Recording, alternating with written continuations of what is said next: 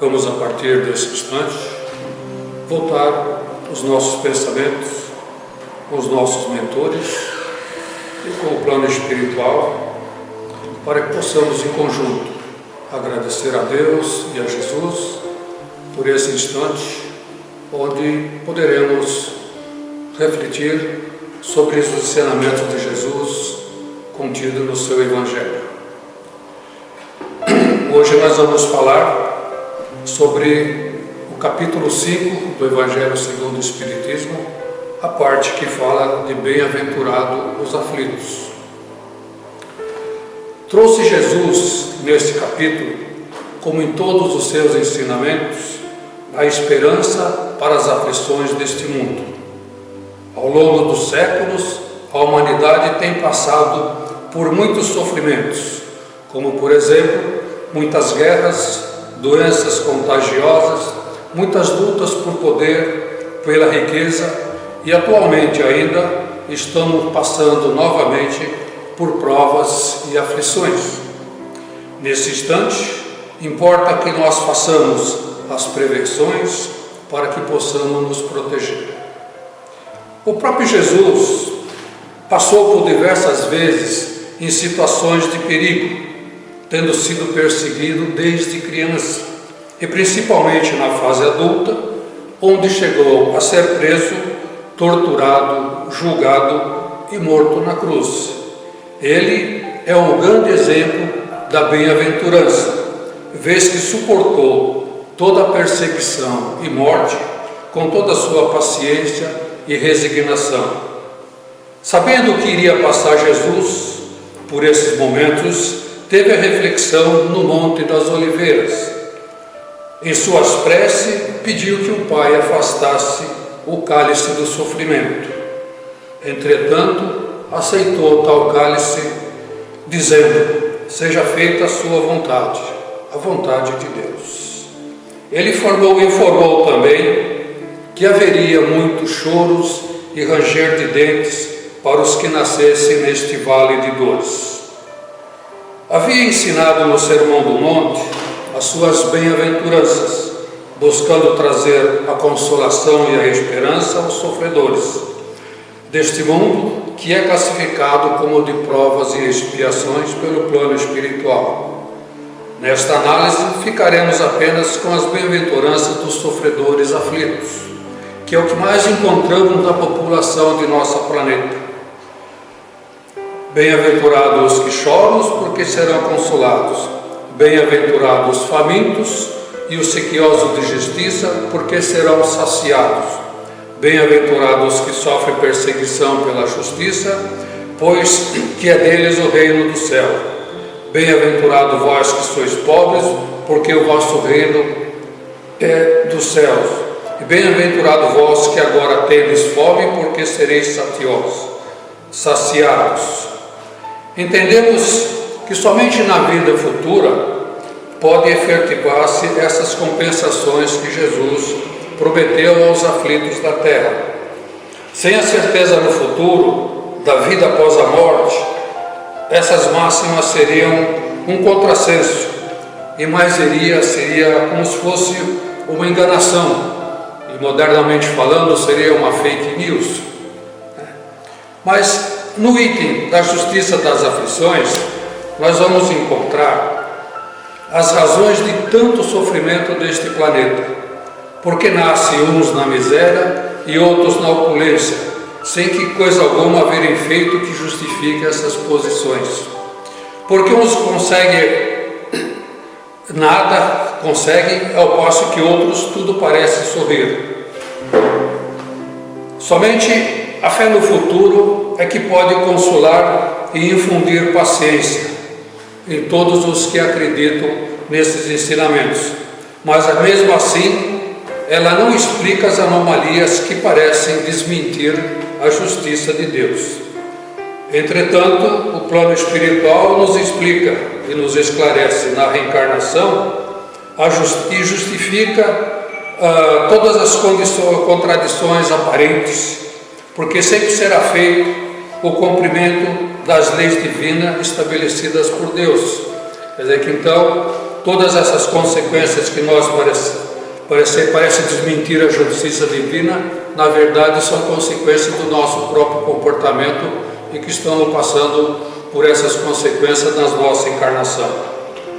Por essas palavras, bem-aventurados os aflitos, porque serão consolados, Jesus aponta a compensação que hão de ter os que sofrem e a resignação que leva o padecente a bendizer o sofrimento como se fosse um prelúdio da cura. Esclarece os mentores espirais que, se suportadas pacientemente na terra, essas dores nos poucos séculos de sofrimento na vida futura.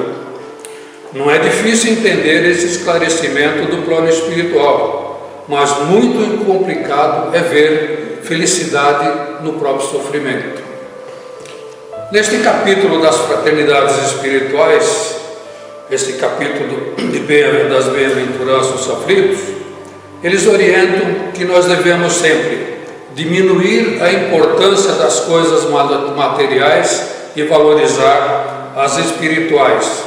Aumentar as coisas espirituais, melhorando a nossa fé, a nossa esperança, a paciência e a resignação, tão úteis à saúde do corpo quanto à saúde da alma, e diminuir as coisas materiais, tais como a inveja, o ciúme, a ambição que voluntariamente nos condena à tortura e aumentam as nossas misérias e angústias nessa nossa curta existência terrestre. Não basta sofrer, nós temos que sofrer com classe e com dignidade.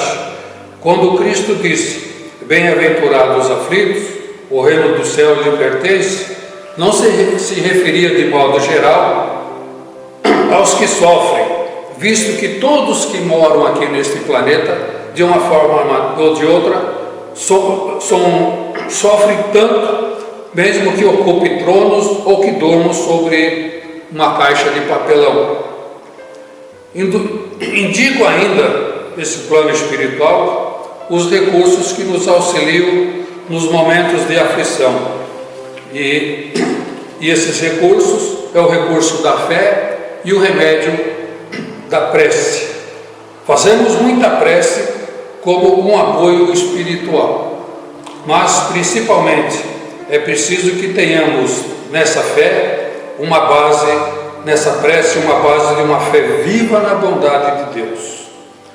No momento de sofrimento e aflição que estamos passando, temos de orar e ter fé também que possamos colaborar com a atuação das fraternidades espirituais no combate para neutralizar as atuações dos espíritos trevosos que sempre estão usando muitos dos dirigentes políticos do nosso planeta para poderem dominar o mundo e assim atrasar a evolução espiritual deste planeta. Vês que esses espíritos trevosos sabem que poderão ser exilados para um outro em situação de primitivismo. E como outras crises mundiais perversas que a humanidade já passou, esta crise atual também passará. Mesmo que no livro 5 da Bíblia, o Eclesiastes, tenha afirmado que a felicidade não é deste mundo, mesmo que nós tenhamos a riqueza, o poder, a juventude, tudo junto, isso não significa que não teremos momentos de felicidade. Não temos a felicidade plena prometida por Jesus, mas de acordo com os nossos comportamentos, sempre encontraremos momentos felizes na nossa família, no ano do conjunto dos nossos amigos.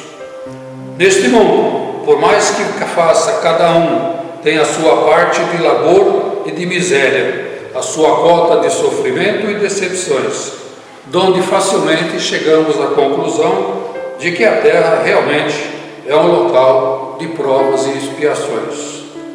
Atualmente, o mundo está passando por provações terríveis, como a pandemia gerada, não se sabe ainda com clareza os principais objetivos de quem a gerou.